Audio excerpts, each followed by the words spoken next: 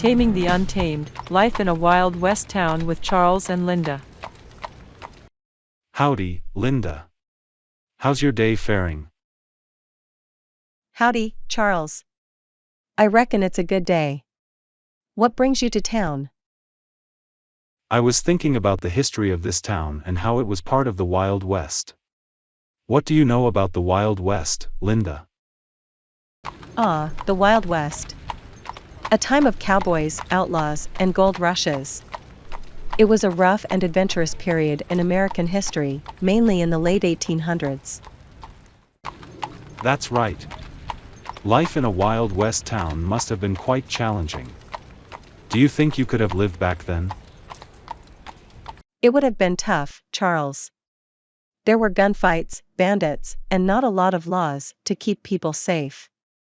But folks were also resilient and resourceful. True that. Can you imagine riding a horse everywhere and having to protect your land from outlaws? It must have been an everyday adventure. But let's not forget the sense of community that people had. Neighbors looked out for each other. Ah, yes. They had to rely on one another. There were also many opportunities, like the gold rush, where people tried to strike it rich by finding gold. That's true. Many people moved out west with dreams of wealth and a fresh start. But it wasn't always easy. Finding gold was hard, and not everyone succeeded. What about the role of women in the Wild West? I bet they were tough as nails. Absolutely. Women in the Wild West were often just as hardy as the men. They worked on farms, ran businesses, and some even became outlaws themselves.